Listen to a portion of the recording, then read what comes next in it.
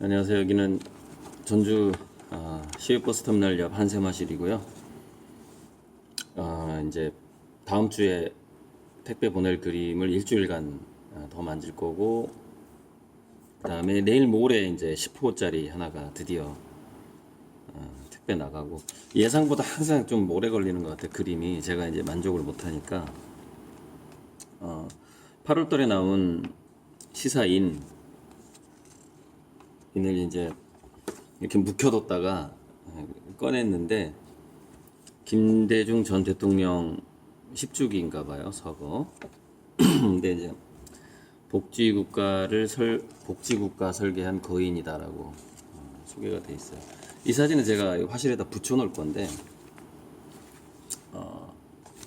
제가 이제 김대중 대통령이랑 1999년 3월 초에 이제 청와대 영빈관이죠. 거기서 헤드 테이블에서 같이 식사를 했고, 그 바로 옆에 이제 이유 여사 있었고, 한 정교꿀 서울대 가다에 제가 자세하게 쓴 내용인데, 거기에 안 쓴 부분을 제가 오늘 좀 공개를 하려고 그래요. 쓸 수 없었다. 그 전부터 이제 그 일랑 이종상 선생님이 우리 제자들한테 교육을 시키기를, 특히 정치인을 만나면 어떤 예술가로서의 뭐 자존심 이런 거를 더 철저하게 지켜야 된다, 이런 얘기를 자주 하셨거든요. 그러니까 권력자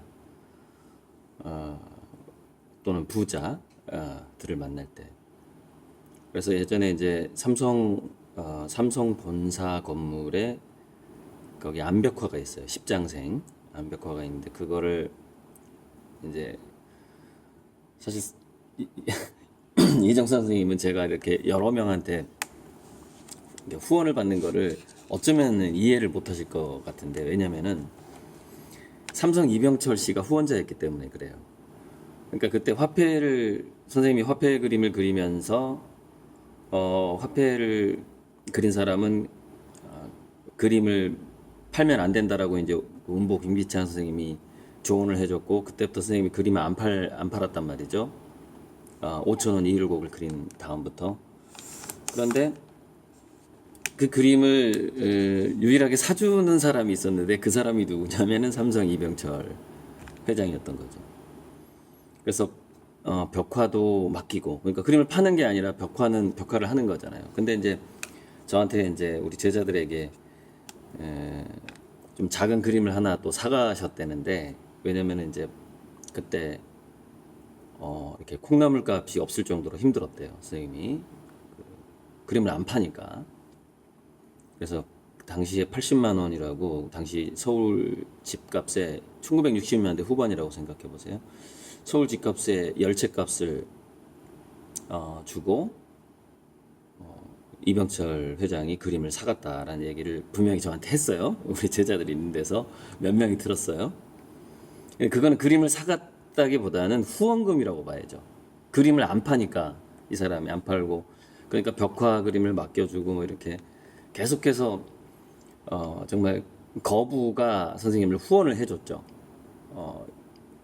20대부터 따라다녔던, 그 선생님 스케치 여행을 가면은 이병철 회장이 선생님을 직접 현장에서 스케치하는 걸 보기 위해서 비서랑 같이 차를 타고 선생님 스케치 여행 현장을 따라다니셨답니다.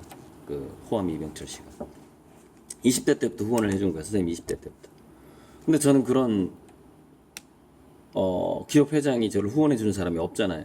그러니까 그야말로 시대가 바뀐 거죠. 그래서 저는 크라우드 펀딩이잖아요. 개념이잖아요.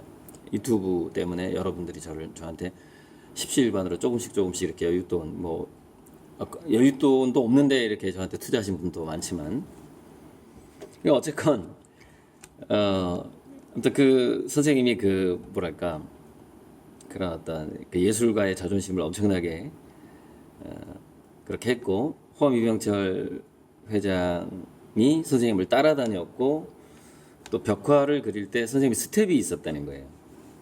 그러니까 조수, 삼성 본관 벽화할 때. 그런데 이 사람은 그 이병철 회장이면 굉장히 이제 높게 볼 거 아닙니까? 그래서 이병철 회장이 이제 삼성병원으로 들어오니까 이 사람이 그림을 그리다가 인사를 한 거예요. 그 회장한테. 그래서 선생님 막 혼을 냈다는 거예요. 왜냐면 작가가 그림을 그릴 때는 대통령이 아니라 뭐 기업 회장이 아니라 그 누가 와도 그냥 그림만 그리고 있어야지 중간에 그림을 중단하고 인사한다라는 것은 있을 수가 없는 일이라고 엄청나게 혼을 냈고, 오히려 이병철 회장은 그 화가가 그렇게 자존심 없는 행동을 하는 걸 엄청 싫어한다라고 이제 혼을 냈다.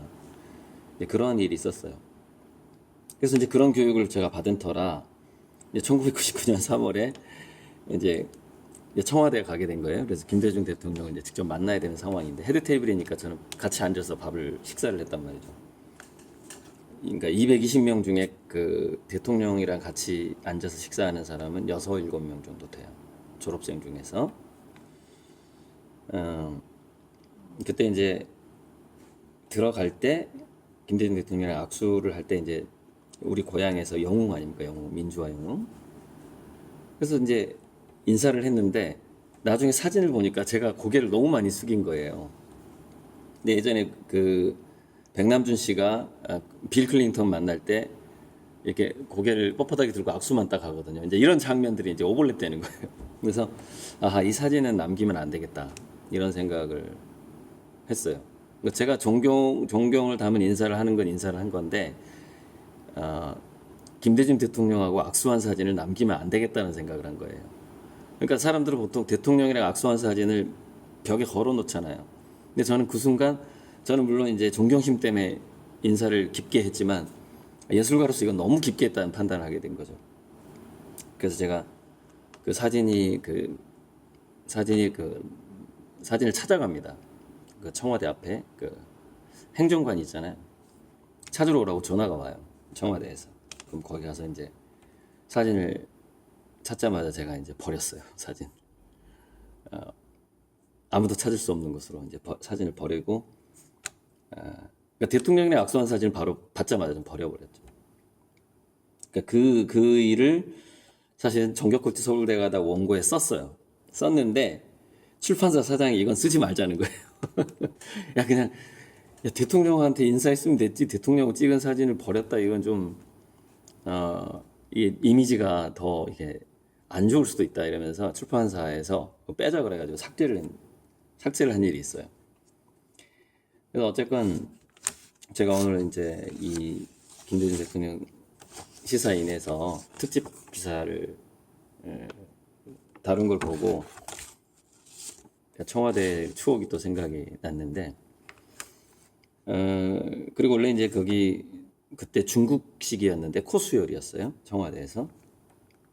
그런데 제가 인사를 한 건 인사를 한 거고, 계속해서 이제 그때는 이제 철없던 20대니까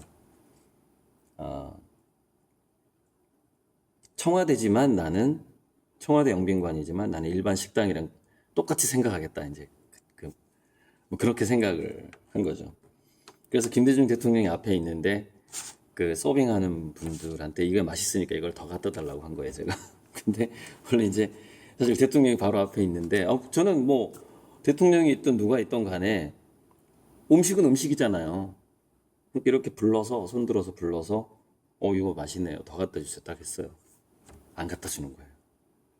그 사람이 대통령 눈치를 보더라고요. 그러니까 그런 사람이 지금까지 아무도 없었던 거죠.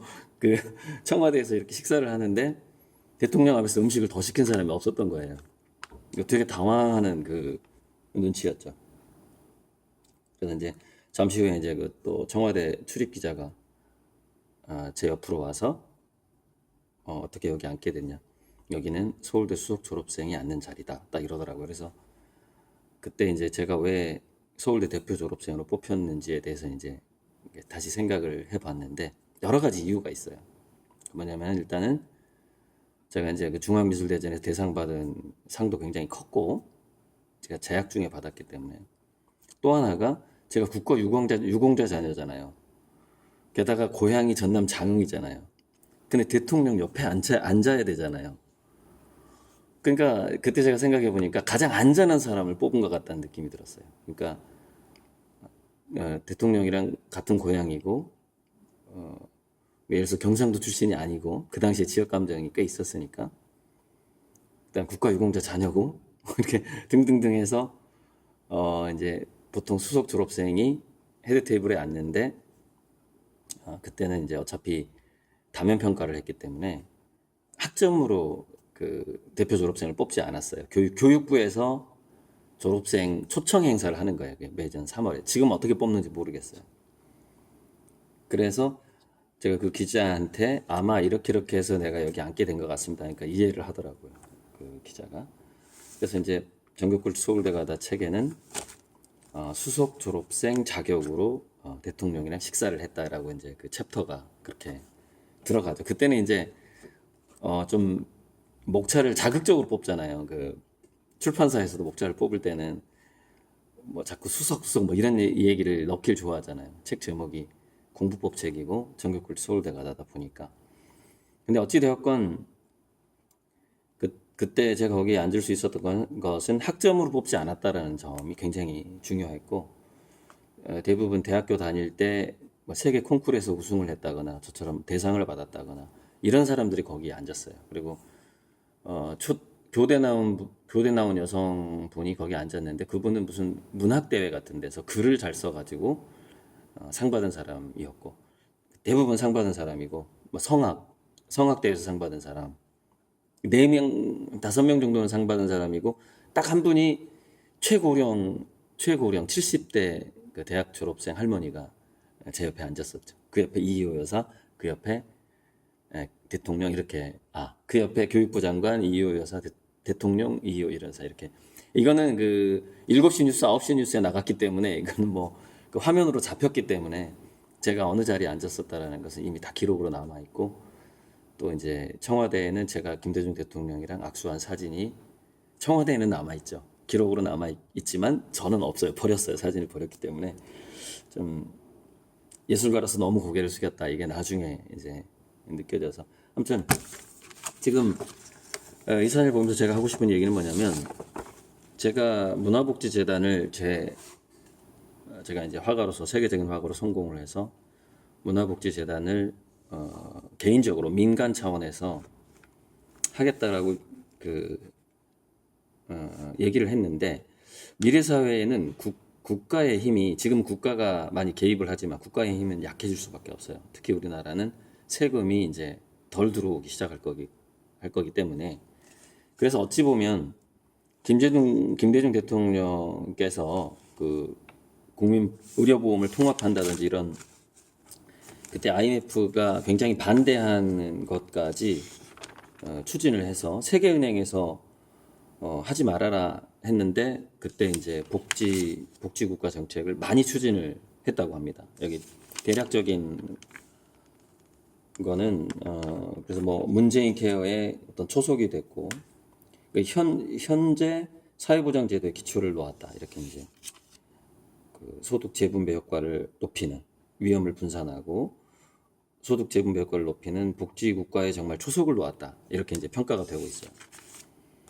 그런데 이 복지국가의 초석을 김대중 대통령이 놓았다라는 평가가 있지만 복지국가의 완성은 정부에서 하는 게 아니에요. 복지국가의 완성은 개개인들의 국민들이 하는 거예요.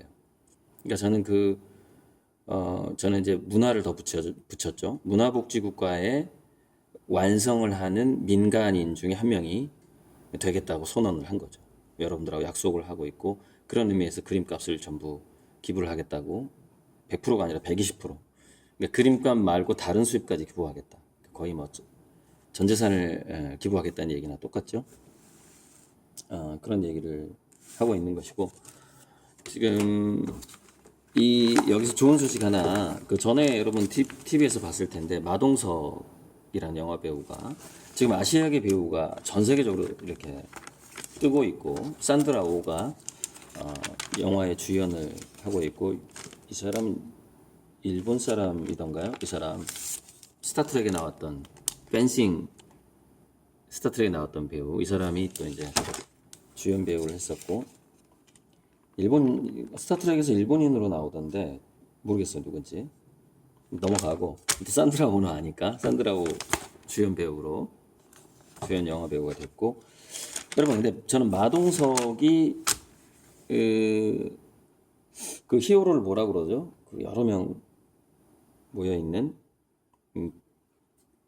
아이언맨이랑 같이 나오는 그 히어로들 있잖아요. 어벤져스? 어벤져스급이라고 하던데, 어벤져스. 마블 히어로 이렇게 하던가요? 아무튼 그 히어로 중에 길가메시라는, 그 길가메시 소설이라는 책을 저는 한 두세 번 읽은 것 같습니다. 그 길가메시 역으로 마동석이가 이제 발탁이 됐는데, 여러분, 길가메시가 수메르 신화에서 문물을 겸비한 왕이잖아요. 그래가지고 그 영원히 살 수 있는 뭐 약초를 구하고, 근데 그 약초를 뱀이 먹고 막 이런 스토리가 나오는데, 한국인 마동석이 이게 여러 가지로 해석을 해보낸 거예요. 이 마시라는 성도 이게 고구려 성씨인데, 그 말맞자, 이게 굉장히 오래된 성씨라고 하거든요. 아무튼 한국인 마동석이 길가메시 역할을 한다라는 거에 있어서 저는 역사적인 해석을 해보고 싶은 거예요. 제가 김대중 대통령이랑 있었던 그런 일들도 제가 역사적으로 해석을 하고, 그런 마음으로 또 이제 그림을 하루하루 성실히 그리고 있는데, 수메르 문명의 환단고기에서는 12 제국의 한 곳이 수밀리라고 이제 수메르 제국이 나온단 말이에요. 그 수메르 제국의 왕이란 말이에요. 근데 그 수메르 제국, 그 제국이라고 부르면 안 되고, 수메르 나라의, 국가의 왕을 한국인 마동석이 맡게 되는 거죠. 그러니까 이런 것도, 그 수메르의 그 문명을 전파한 사람이 뭐 나오는데, 스토리가 나오는데, 그게 또 이제 우리 민족의 고대 그 환국에서 파견된 사람들이다 뭐 이런 해석도 있고 그래요. 제가 이제 환빠의 추억 때 다 배운 건데, 그래서 이런 것들이 점점 제자리를 찾아가고 있다라는 느낌이 드는 거죠. 그래서 문명적으로 저는 한국이 굉장한 국가가 되는데, 그것은 어떤 군사력으로 되고 경제력으로 된다기보다는 문화력으로 엄청난 국가가 될 것이고, 우리 민족의 저력은 문해체로 드러날 것이다. 이렇게 예측을 하고 있는데, 이제 마동석이 길가메시 역할을 했다는 소식에 굉장히 저는 기뻤습니다. 그때 여러 가지 그 역사적인 것들이 동시에 생각이 나더라고요. 제가 한시마실에 태극기 붙인 거 아시죠? 네, 태극기 옆에다가 제가 직접 만나서 식사했더니 김대중 대통령의 사진을 붙이고, 역사는 만들어가는 거니까요. 역사를 만들어 보겠습니다.